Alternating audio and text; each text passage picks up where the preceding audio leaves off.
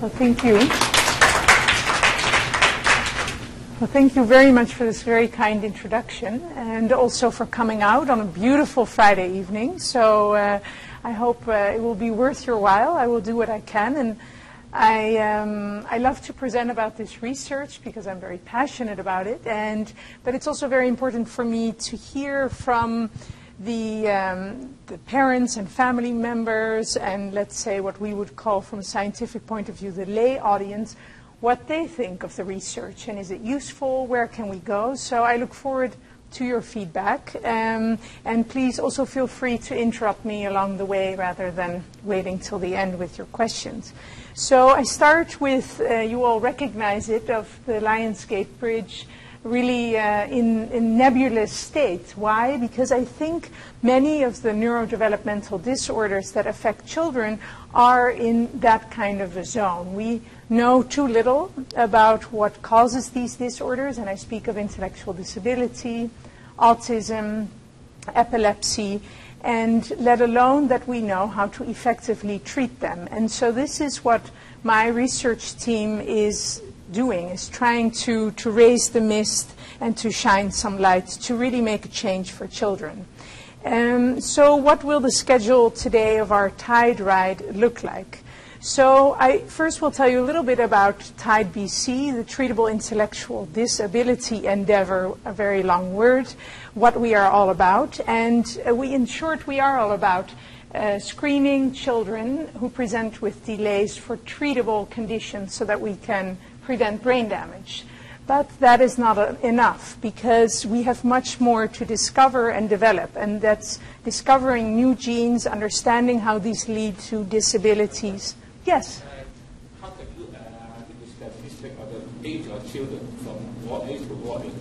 That's a good question. So we look at children more or less from birth onwards. So, but I think the first signs of developmental delay can be evident, usually if it's quite severe, at the age of 2 months, where we are supposed to be seeing a bit of eye contact, more and more head control, and a sort of better tone, muscle tone, meaning that they can sort of, you know, how when you hold them, that they're not like a bag in your arm, but they're beginning to move and become stronger. And in some children, you don't see that happening. But it goes up to 18 years.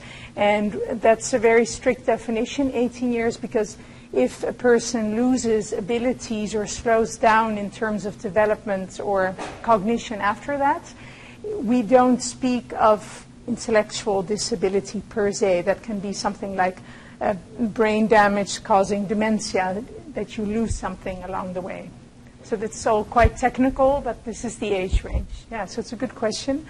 And as I said before, I want to show you what we do, but I actually will do that by letting patients and families tell their stories, because that's much more impressive than if I tell part of that. So we won't have 60 minutes, but if we do, 11,000 babies around the world will be born with intellectual disability.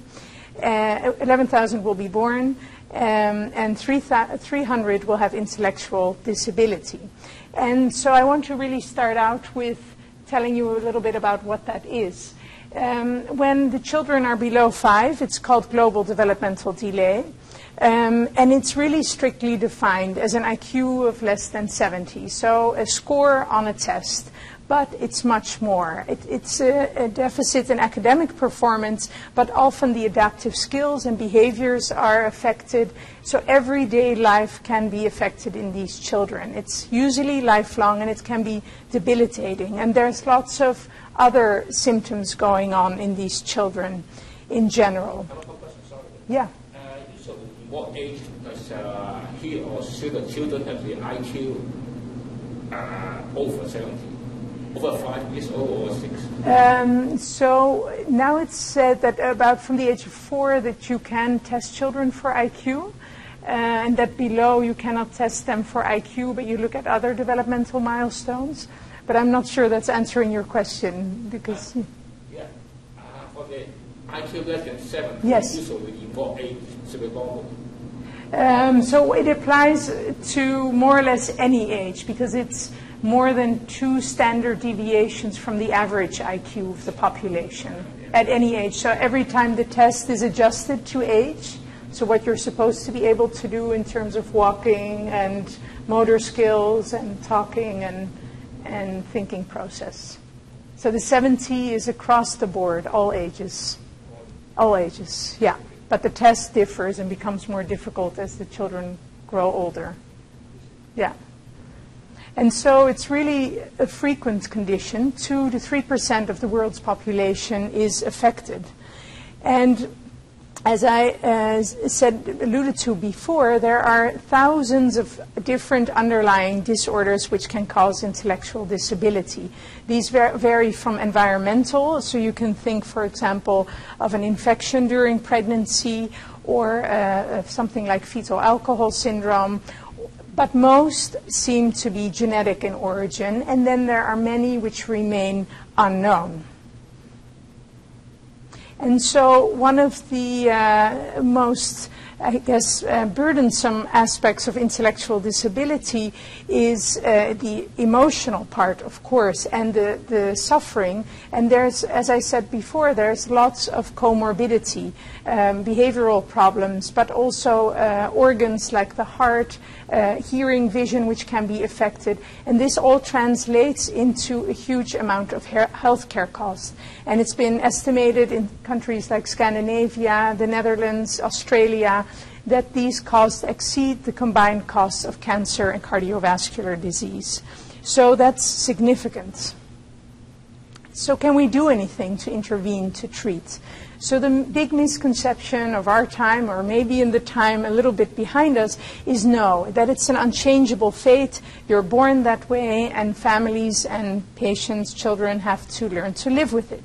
But this is not true. There are ways that we can treat and prevent, or at least minimize brain damage.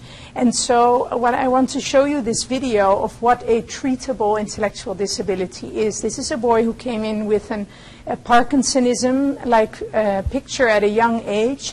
He was seen in hospital at the age of 2, and a very rare condition was diagnosed affecting the brain chemicals. He was given a simple medication and a vitamin, and here you see through time how this boy develops and actually normalizes compared to his peers when he's about age 6 or 7. And this is, of course, amazing. The not so amazing thing is that he has to take that medication and those vitamins his life long. But when we ask this boy and his family, are we allowed to use this video to show people what our research is all about, to make this happen for other children, he is now about 12 and a half, and at the time a bit younger, but he really was amazed to see himself like that, and he said, oh my goodness, I'm going to put this on my Facebook page, that's very cool. And he got all kinds of likes and became even more popular than he was. And that's, I think, for us, the ultimate goal, of course, to let children fully participate in society in the way that we hope all our children can. So there's not one, but 81, and now we're near 90 treatable conditions like this. Each of them rare. They're all genetic, but you can imagine that all these conditions together might actually account for a significant proportion of intellectual disability. And when Sylvia Stockler, who's a professor at UBC and whom I've been working with for the past few years, and I set out to look for all these intellectual disability which were treatable, we really went to the medical literature to find evidence. And so we did. And we also found even more treatments than there were diseases. And this is an important thing to realize about the diseases that we are speaking of, that many of them have treatments which may not be easy or simple for the patients, but which are not terribly expensive treatments. And this is a good thing, of course, because we are dealing often with companies who are asking outrageous prices, but with things like medical diets and what we call nutritional supplements, which are the vitamins and the cofactors and the protein building blocks, we can make significant differences without having to ask for all kinds of reimbursements.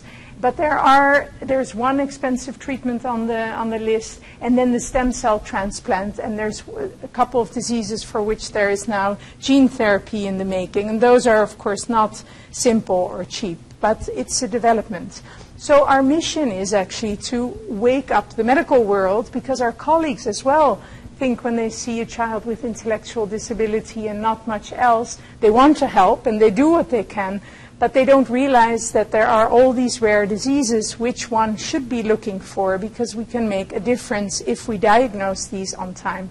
As the children get older with these diseases, brain damage accumulates or progresses and can be irreversible. So when we see children with these diseases when they are 12 or 15 or 18, it's often too late to make a significant difference. So we've been working with pediatricians in British Columbia to really look for the diseases, but they're not easy to diagnose. So we had to make it very attractive and, as we say, use the best of Vancouver's many natural resources and also not so natural. So one of the main things, and that's the molecular part of the Center for Molecular Medicine, is the genomics, looking at all of the DNA at one go, but also use digital technologies. And what I have been most surprised with and most happily surprised with here in Vancouver is really that people are so collaborative and there's really a willingness to make a change together. And we need to do that because there are so many researchers and clinicians involved in this project. This is not something that one can do on his or her own. So we were funded by BC Children's Hospital Foundation as the first collaborative area of innovation. So it was our mission to work together to make a change for children within a period of 2 years. So relatively quickly we had to show that we were improving outcomes. And so we set out to do this and called it TIDE BC. And there are many different activities in our TIDE BC program, but I will tell you only about some. At the basis of it is that all these diseases are somewhere in these very complicated pathways where one chemical is converted into the next. And so you can imagine that for most physicians, and even for me who works in this field, this is undoable and not very attractive. And so we had to change it into something else. But it's important still to show these processes are all happening in our cells. And the diseases that I'm speaking of are all diseases where one of these steps is affected. And what are the steps? Is converting fats or proteins, carbohydrates, into energy. That's what it's all about in the metabolism of the body, and getting rid of the waste products. So when one of these tiny steps isn't working well, there's not enough energy. And the brain is the highest consumer, the biggest consumer of energy, and will always suffer as first. Then there are problems with getting rid of poisonous stuff, and that again often affects the brain, but can affect other processes and organs as well. So I said we had to convert that horrible graph into something nice, and we made an app which we hope was easy to use, and we put it in the app store so that physicians would find themselves less scared to try to find these diseases. Of course, we also needed to make something even much more simple, and that was what we call a protocol, where for this first step we said collect urine and blood in your patients who's showing some delay in walking or talking. And with the test that we offer, and you only have to put a sticker on the lab requisition, we can find 60% of these 80 diseases. So we tried to make it easy and published on it, but started with our study in BC Children's Hospital as a proof of principle. So we're now 2.5 years into the study, so this is a bit outdated, but 500 patients with intellectual disability, developmental delay were included, and we found a treatable condition in more than 5%, even closer to 10%. So 1 out of the 10 patients that we see in Children's Hospital we can actually treat, which is pretty amazing. But the treatment is not always doesn't always have a significant effect like it did in the boy we just saw. Sometimes it is helping their behavior or helping them communicate, which can be huge, of course. I mean, having my own children, I know how important that is for any individual. And so I want to just show you what a mother tells about her boy, who was seen by many physicians around the world before he came here. He was actually diagnosed by one of the pediatricians who does not like our... Yes, go ahead. Yes. Children's hospital. Is it like once the child is born and then you do the examinations for the child, or the parents are coming to ask for help and do the assessments? Yeah, that's. I didn't explain that very well. It's a good question. No, so it's actually the latter. So it's the patients are being referred by usually their pediatricians to Children's Hospital with the question, what is causing the delay in this child? And so that makes that age span huge, because sometimes I see they're not children anymore, adolescents in clinic who are having lots of difficulties at school, or even more than that, to a child who's 3 months old and, not doing the things that I said. Yeah. It's just like you said, some are very visible, and yeah. You can tell right away that they have to make a referral to the hospital. But some are like some of the intellectual disorder, like autism, it's really hard to identify, and some parents might deny it and not willing to look for help until that reach to the school age. So that's why I want to ask, do they all have the examinations since they're born, or it's just kind of like a referral from the pediatrician, or it's just like a volunteer work? Yeah. That you sent them the letter and asked them if anybody is interested in the studies, and come and please welcome. So yeah. So these are all really important things. Which as you say, it's most often I hear the story where parents say, we knew there was something not right from 8 months, or really quite young, and then it's of course in part acknowledging that for the parents, but many do go quite early for, let's say, for help.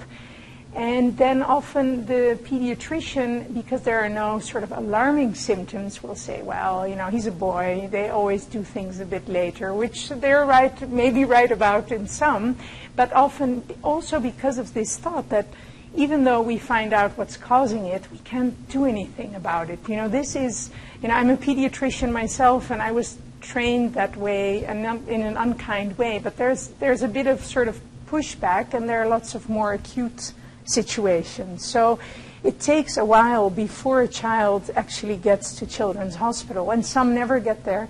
And that's also one of our main aims, is that not all of them have to come to us. We have to make sure that way up north and in Prince George and further out there, that the pediatricians or even the GPs recognize that there's a delay and know that they can do this screening. It's blood and urine, it's still a lot, but can send it to us and we'll take care of the rest. And so it's really that raising awareness. And the ultimate, not the ultimate goal, but the ultimate prevention is, of course, including a disease in the newborn screening. So in the heel prick, where the child is screened during the first 3 days of life. And some of these diseases are in the newborn screening, and we're trying to get more and more into the newborn screening, because the sooner you know, then you can treat from birth onwards. Yeah, but you're asking very good questions to which I don't have very good answers, because it's a complicated thing. Yeah.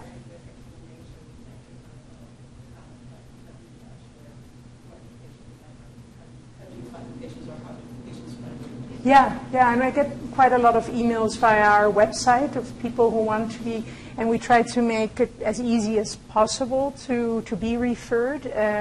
But again, we try to educate our colleague pediatricians, and we've started with that and want to really expand it, and it's now happening as well in Quebec, which is good, and now in Toronto they're starting the same program in a few places in Europe, so we're hoping. Anyway, it may not be the golden egg, but to start sort of thinking about early intervention. Yeah. You're welcome. Yeah, so this mom tells a bit about what the treatment of a very rare condition did for her son. It just changed his life. His appetite has increased, he's more focused, he's just more engaged in everything. So it's changed him tremendously. Yeah, I'm sorry, the speakers are not up, but what she says is that it changed him tremendously, and she also went on to tell that while he used to be smashing his head against the wall, he then, with the treatment, was at least able to communicate with his sister a bit by putting his arm around her and speaking about how beautiful the sunlight was. And I really remember her saying those things, again, not a cure, but just a big difference between hurting, a boy who's hurting himself and so frustrated to a boy who seems rather happy, and he's doing well now. He's 9 in Phoenix, Arizona, and he's really changed a lot. So anyway, I hope some of the other stories will be easier to hear. So going on to the next part of the project, we spoke already through your very good questions about, how can we reach as many patients and as children as possible, because we really want to screen all the children who are showing any signs of delay for these kind of diseases before the brain damage occurs.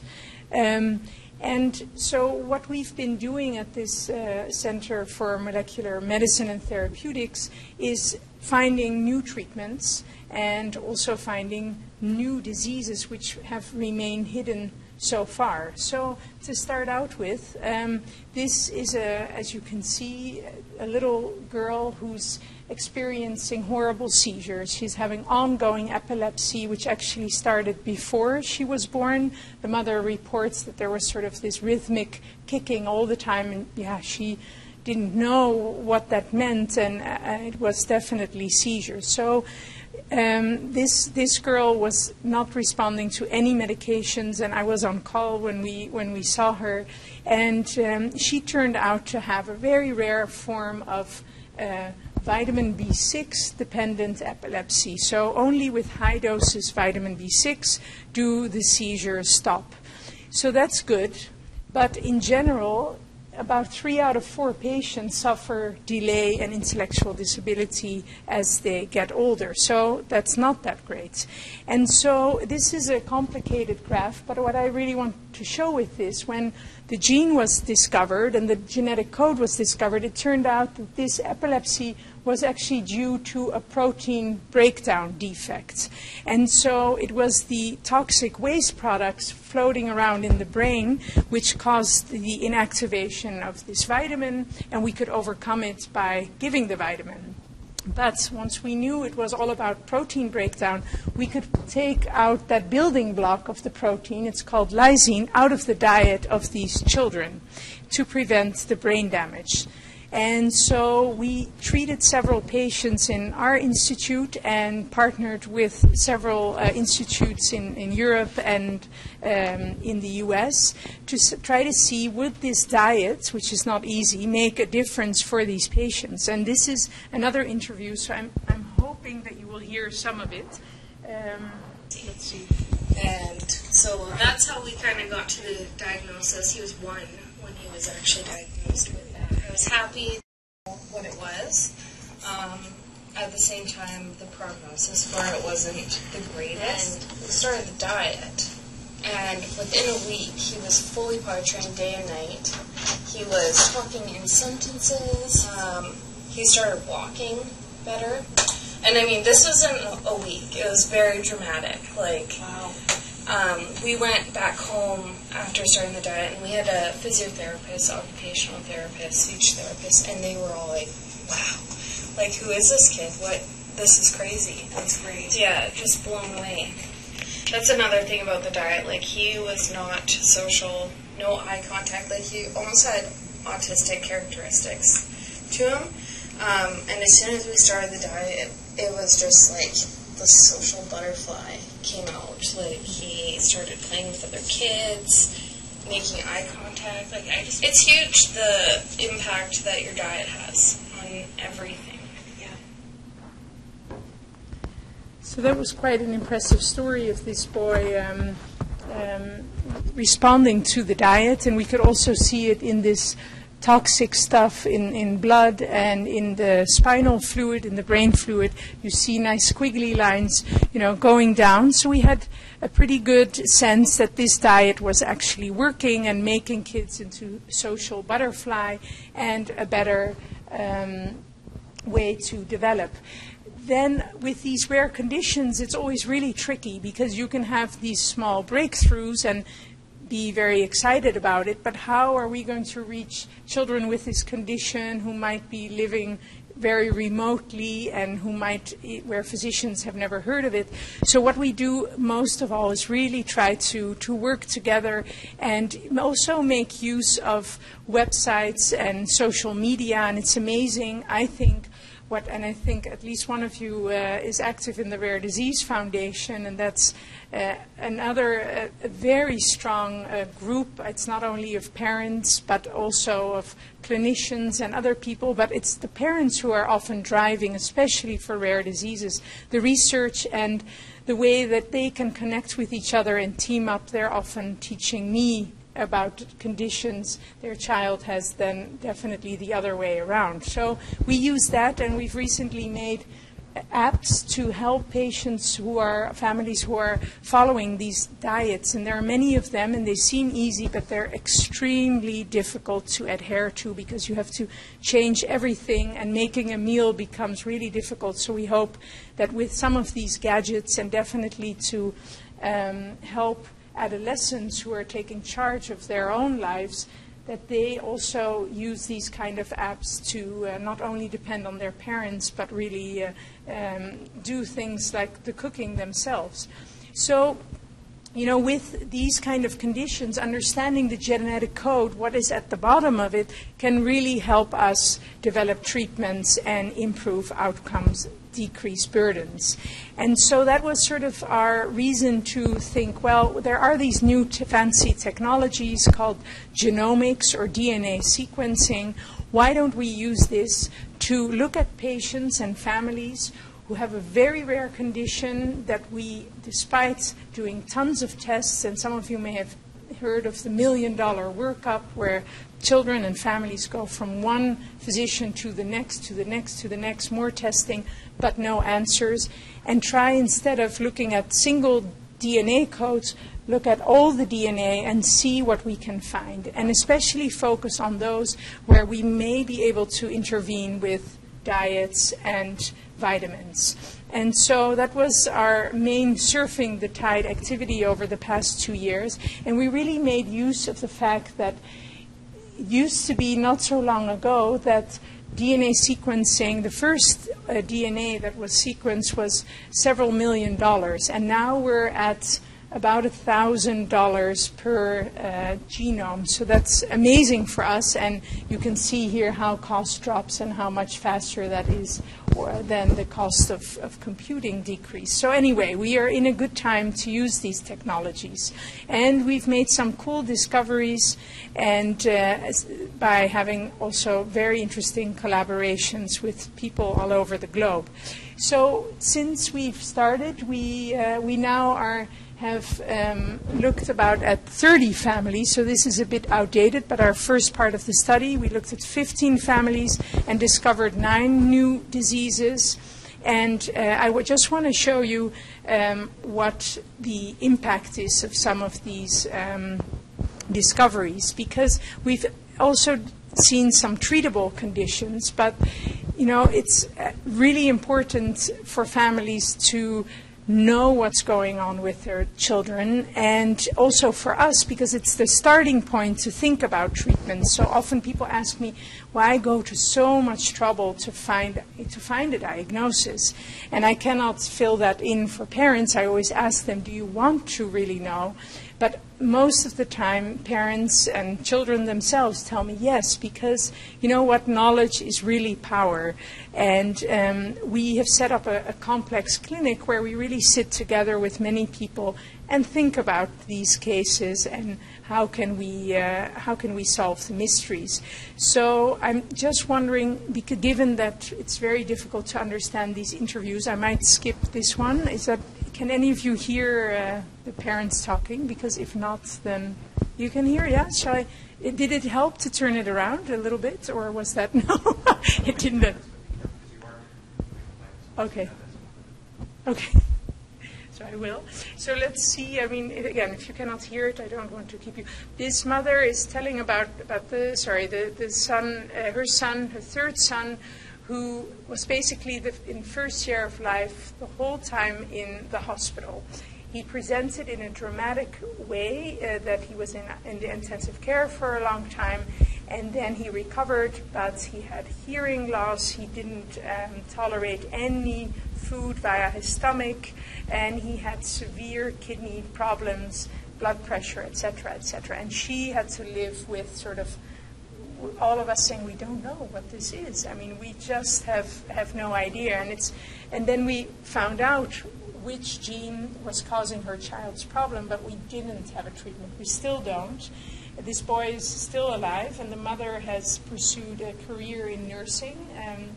Especially, she wants to go into psychiatry and psychology. She wants to help families that are going through the same thing and are different things, because she really says, you know what, if we inform families properly about their children's condition, that can make all the difference. So she's going to I have a young boy, almost 3 this month, with mitochondrial disease.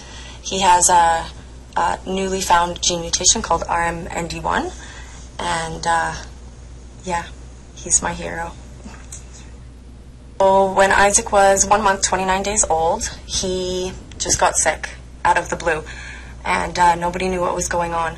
We went to our local hospital at the time, which was in this little town called 100 Mile House, about 6 hours away from Vancouver, and the doctors wanted to send us home because they thought maybe he had just had a seizure and everything was fine. I just knew in my gut something was not right with my baby, so I actually spoke to my family physician, who was coming on shift at the same time. I encouraged him to do some blood work, and he did. He noticed some abnormal levels in his electrolytes, so he sent us to Kamloops. They airlifted us to BC Children's Hospital, and from there, Isaac's condition really declined quite quickly. We wound up in ICU with him, told us to say our goodbyes, and that we probably had 10 minutes left with him. By some miracle, he survived with the help of life support.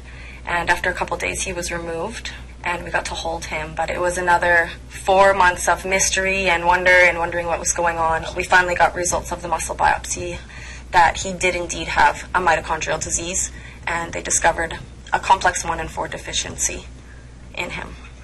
There was a diagnosis. We knew it was mitochondrial disease, so I'll call it mito for short. That was a big thing for us, but in the same sense, there are hundreds of different types of mitochondrial disease. So it was similar to being told, your son has cancer, but we don't know what type of cancer he has.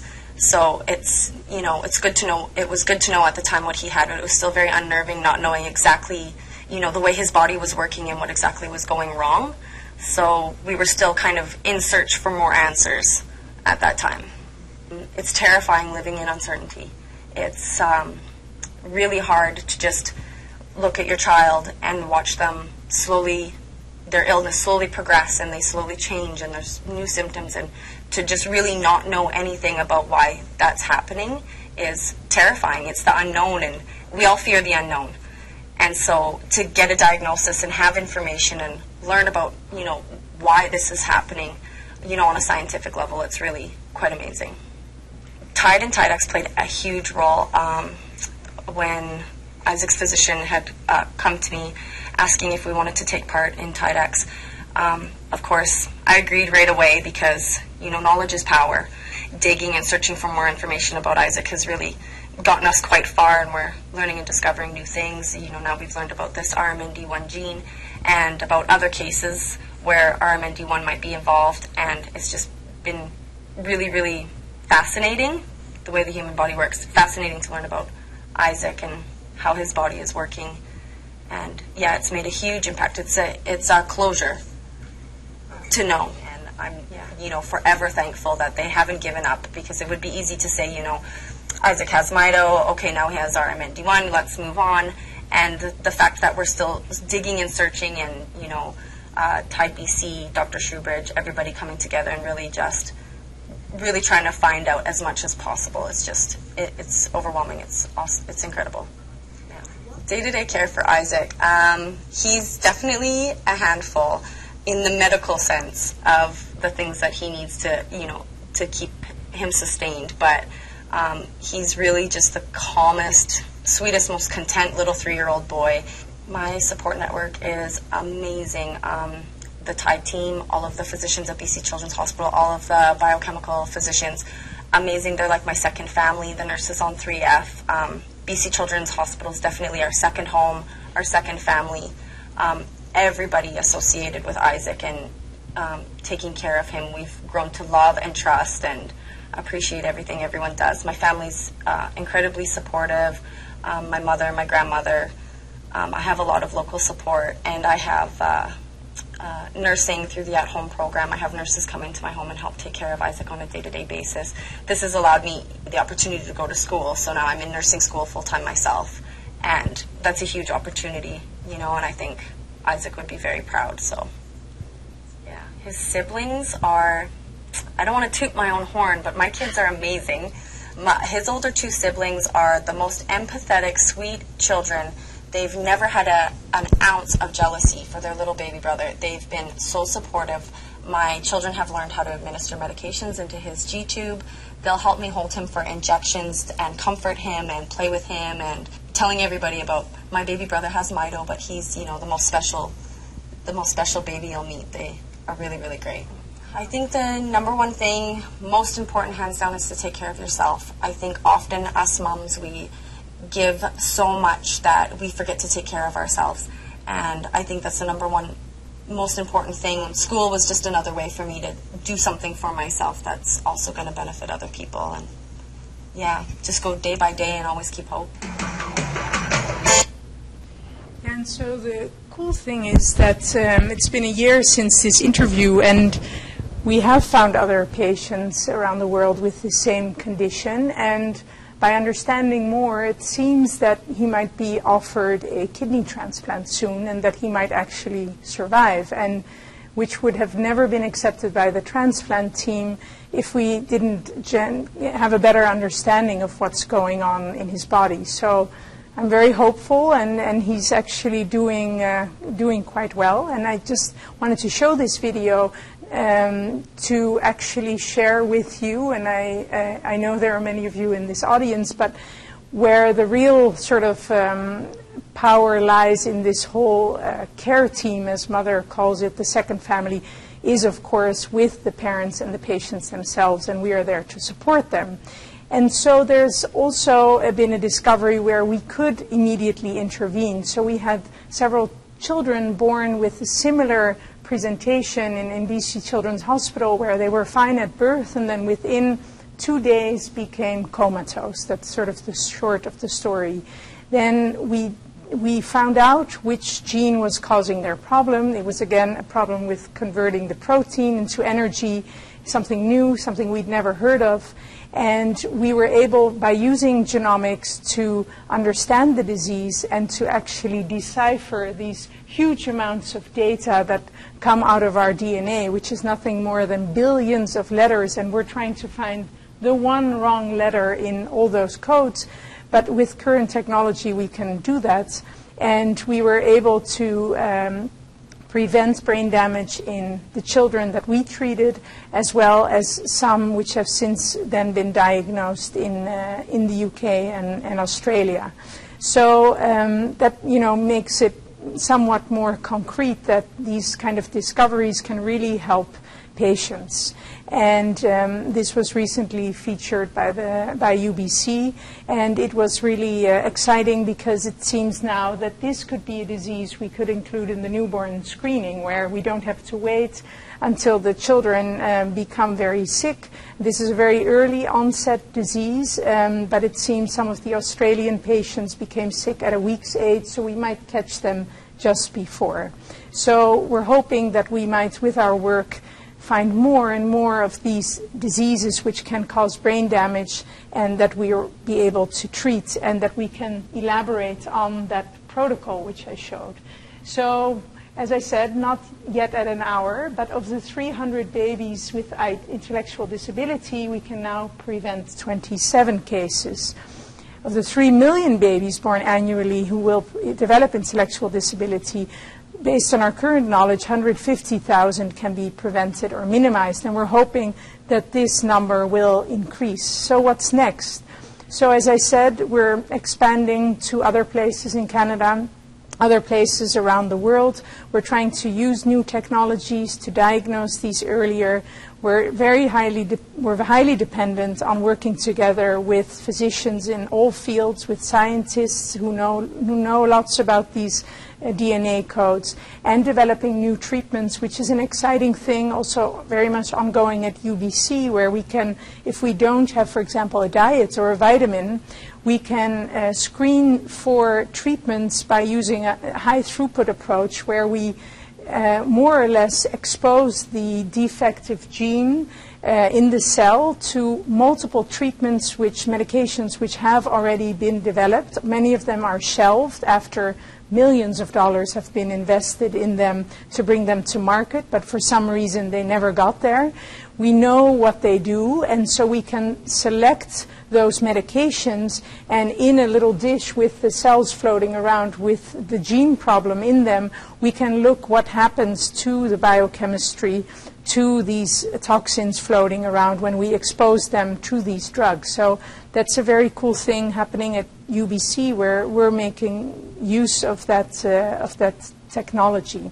And so at the end of the day, I hope I've convinced you that we want to help children, but we cannot do it without support, and we can do it better if more people know about these diseases, and we've talked about that, and that's part of speaking to you.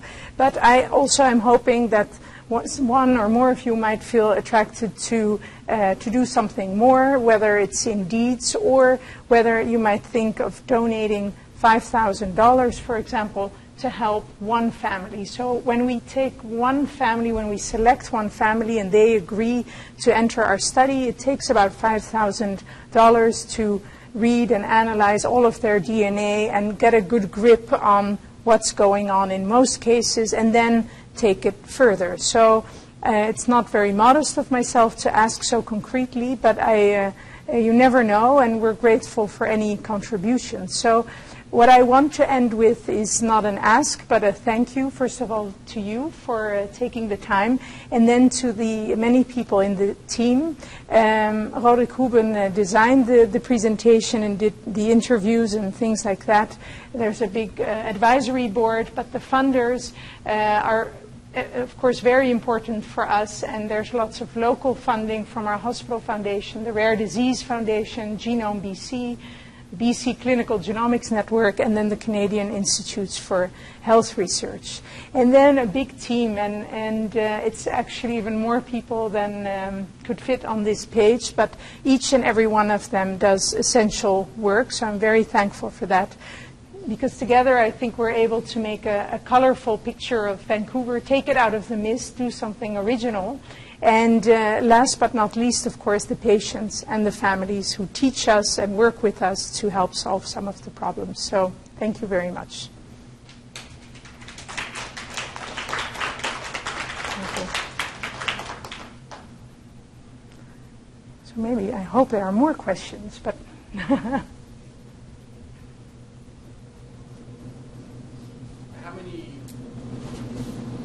many children would you see on average each year? So on average, there are 1,500 to 2,000 referrals to Children's Hospital. The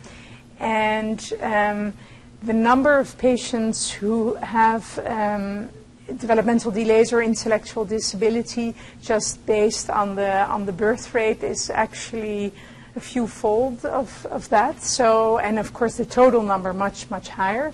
And the 1,500 patients that were referred to Children's Hospital before we started with TIDE, because that was one of our aims as well, to sort of eradicate the duplicate or triplicate referrals, where the pediatrician would think, oh my goodness, the waiting times are so awful in children's, I'm just going to send to genetics, neurology, and another service. And now we've sort of centralized that, and also to get rid of that we all do the same testing without knowing that the other one is working on it. So it's quite big numbers. And if you think of the number of patients admitted, or the total number of patients admitted to Children's Hospital, at least 1/3 of them has developmental delay or intellectual disability, which is not their main problem for being admitted often, but it's either the epilepsy or an organ problem, or some of these kids who only come to us when they're extremely sick, and that's the moment that we find out that there's a problem with the energy production. So it's quite a significant number of I guess, cases that we see, but we also know that we don't see nearly enough, and that's what worries me a lot, that living remotely really is such an unfair thing, because you just don't have access. And I come from Holland, where everything's so small. We have 8 academic hospitals in an area which is maybe 100 by 200 kilometers, and if you look at this province, it's different. I don't need to tell you that, but that's why working together with the community physicians is really the goal of the exercise. Yeah. I find it really challenging to know which team to see, because, they cut you up into your individual problems, and like we've seen everybody. So I want to know the difference between sort of the different groups. You've got the TIDES group, you've got therapeutics group, Yes. and then there's the biochemical diseases team at Children's. Is it really all the same thing, or is it all very different? Yeah. So, to begin with the last one, so the biochemical diseases team is the team which deals with these kind of disorders with energy production. So they're quite focused. I'm one of them.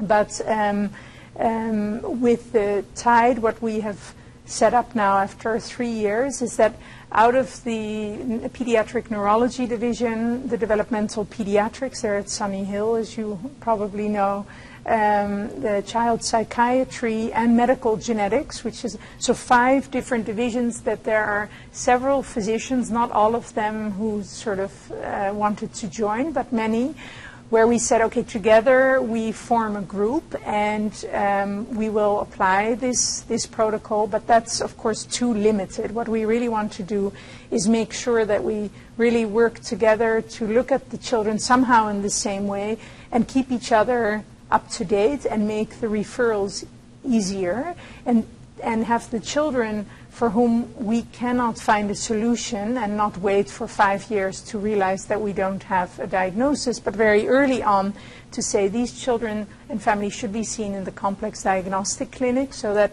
on one day it's a very tiring day for the family, but they are seen by all these specialist services. Then we all sit together. We often have call-ins from other places in Canada of specialists, and we try to make a good plan for how to proceed.